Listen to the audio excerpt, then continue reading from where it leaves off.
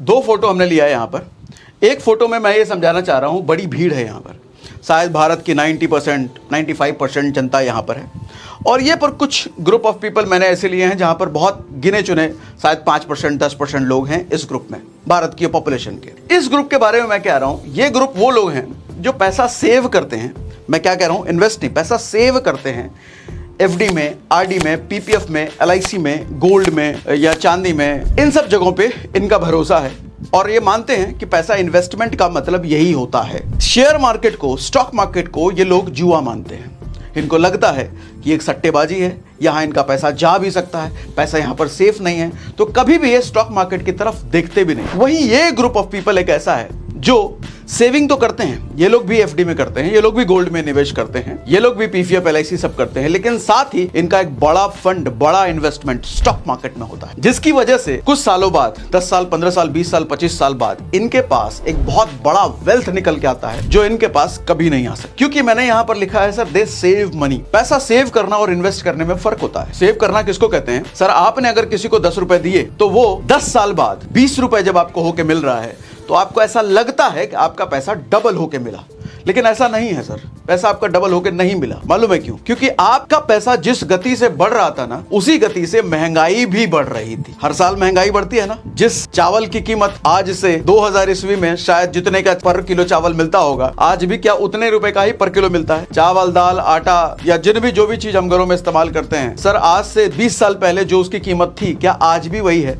नहीं। हर साल हर चीज का प्राइस बढ़ता ही बढ़ता, और उसका एक दर होता है 6%, 7%, 8%। सरकारी आंकड़ा कहता है कि इस वक्त जो इन्फ्लेशन है 6%, 7% के आसपास हर साल महंगाई बढ़ रही। तो आप जैसे ही एफडी, आरडी, एलआईसी, पीपीएफ या गोल्ड, इन सब में इन्वेस्ट करते हैं तो सर वहां भी आपको 6-7% के आसपास रिटर्न मिलता है। दूसरी तरफ ये जो महंगाई बढ़ रही है, ये भी 6-7% के आसपास से बढ़ रही है, तो आपका उधर जो पैसा बढ़ रहा है, ऐसा आपको लग रहा है सर, महंगाई और वो दोनों ही सेम स्पीड से बढ़ रहे हैं, तो 10 साल बाद जब आपका 10 रुपए 20 रुपए बन के आपको वापस मिलता है, तो एक्चुअली उस 20 रुपए की औकात तो 10 रुपए ही रह गई। क्योंकि आज जो सामान 10 रुपए का मिल रहा है सर, 10 साल बाद वही सामान 20 रुपए का मिलेगा। तो आप कैसे कह सकते हो आपका पैसा बढ़ा? आप कैसे कह सकते हो कि आपने पैसा इन्वेस्ट किया?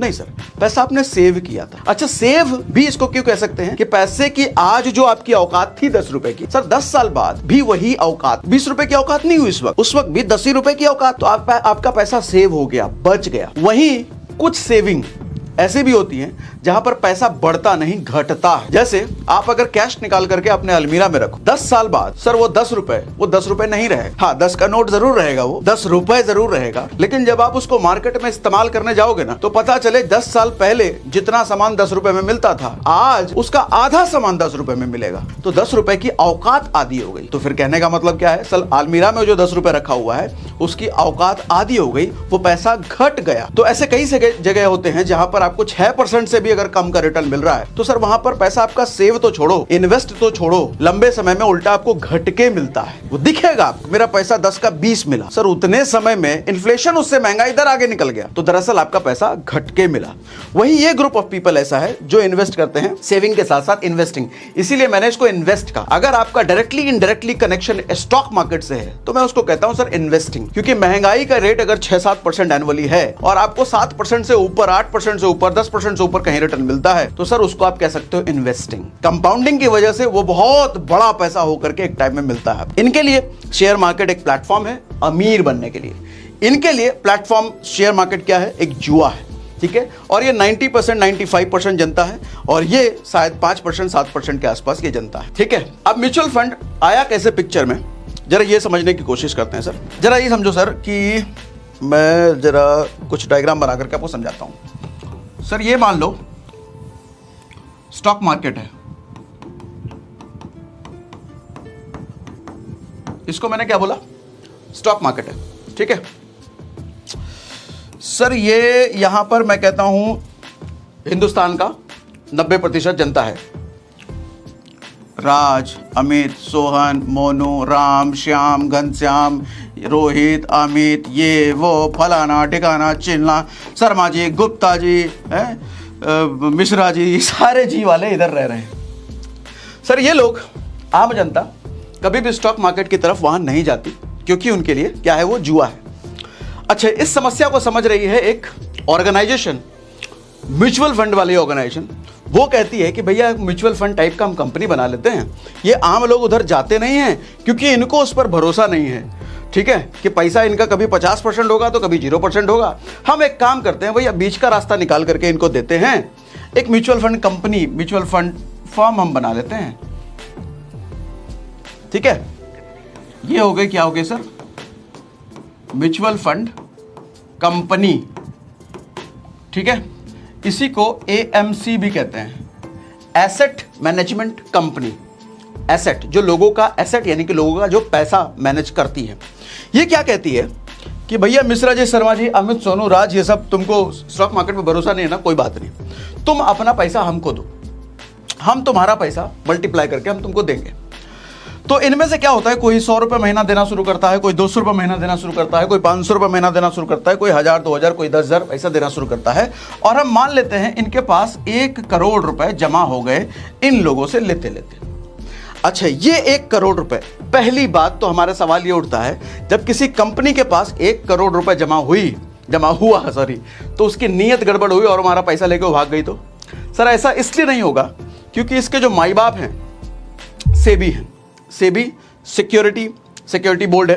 तो वो समझ लो जैसा आपका बैंकों में RBI होता है, इंश्योरेंस में IRDA होता है, वैसे ही स्टॉक मार्केट से रिलेटेड काम में सेबी होता है। तो इनकी नज़र सेबी की पूरी नज़र इन पर होती है, ये कभी भी गड़बड़ नहीं कर सकते, इनका पूरा हिसाब किताब बहरा, एक अच्छा खासा फंड इनकी तरफ से सेबी के पास जमा होता है। तो ये समझ लो ये कुछ भी गड़बड़ नहीं कर सकते हैं। कल को अगर इनको बंद करने की भी नौबत आती है इस कंपनी की, मान लो SBI म्यूचुअल फंड है, मान लो एक्सिस बैंक म्यूचुअल फंड है, मान लो HDFC म्यूचुअल फंड कंपनी है, इनमें से किसी को बंद करने की भी नौबत आती है ना, तो सर ये सेबी को कहेंगे और सेबी किसी दूसरी कंपनी के साथ मर्ज करेगी, आपका पैसा कहीं नहीं जाता। इसके बारे में हम डिटेल में बात करेंगे रिस्क पर आगे के सेशंस में। फिलहाल इतना समझ लो कि 1 करोड़ रुपए आपका कहीं नहीं जाएगा। ये जाएगा तो जाएगा सीधा इनकी प्लानिंग के तहत, ये 1 करोड़ रुपए उठा करके ये स्टॉक मार्केट में इन्वेस्ट कर देंगे। स्टॉक मार्केट में कई सारी कंपनियां हैं, C1, C2, C3, C4, C5, कई सारी कंपनी, HDFC, टाटा, रिलायंस, बहुत सारी, मैंने C1, C2 नाम दे दिया। तो सर 1 करोड़ रुपए, किसी में 10,000 डाला, किसी में 20,000 डाला, किसी में 50,000 डाला, किसी में 5,000 डाला, किसी में 2,000 डाला, ऐसा इन्होंने अपना गणित हिसाब किताब लगा करके उधर इन्वेस्ट कर दिया। और हम मान लेते हैं ये 1 करोड़ रुपए कुछ साल बाद ये बन गया 2 करोड़ रुपए, ठीक है, यानी कि इन्होंने पैसे को डबल कर दिया। ये 2 करोड़ रुपए उठा करके ये अपने पास लाएंगे और अपने पास से इन सब में बांट देंगे। जिसने 1,000 रुपए दिया होगा उसका 2,000 हो गया, क्योंकि वहां पैसा डबल हो गया ना। जिसने लाख दिया होगा उसका 2 लाख हो गया, जिसने 50,000 दिया होगा उसका 1 लाख हो गया। तो ये 2 करोड़ रुपए उठा करके इन सब में बांट देती है। ये कौन है सर? आम जनता, ठीक है। अब सवाल ये उठता है कि ये समाज सेवाएं क्यों कर रहे हैं? ये 1 करोड़ का 2 करोड़ बना करके इन आम जनता में क्यों बांटते हैं? इसका क्या फायदा है? सर ये काम करती हैं 1% से लेकर के 2% कमीशन। आपको जो कमा के दिया इन्होंने उस पर 1 से 2% का ये कमीशन लेंगे, ठीक है। इसको म्यूचुअल फंड की भाषा में, टेक्निकल भाषा में बोलते हैं एक्सपेंस रेशियो है, ये कमीशन मान लो, ठीक है, टर्मिनोलॉजी है। तो ये आपके बढ़े हुए पैसे पर 102% लेते हैं।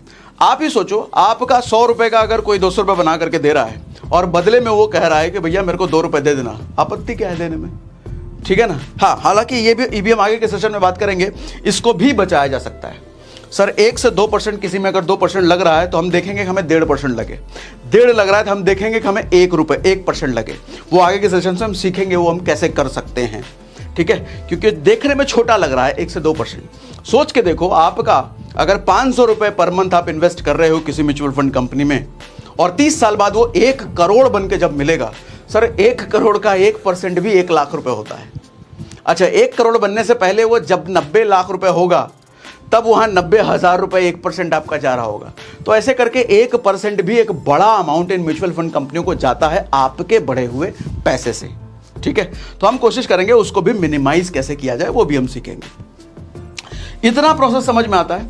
सर आम आदमी को शेयर मार्केट में नहीं जाना था, तो म्यूचुअल फंड कंपनियां आती हैं, वो कहती हैं आप भैया शेयर मार्केट में मत जाओ, हम जाएंगे शेयर मार्केट में क्योंकि हम एक्सपर्ट हैं शेयर मार्केट के, हम खिलाड़ी हैं शेयर मार्केट के, ऐसा ये कहती हैं। हमारे पास एक्सपर्ट फंड मैनेजर्स हैं जो धुरंधर हैं, बड़ा तजुर्बा है।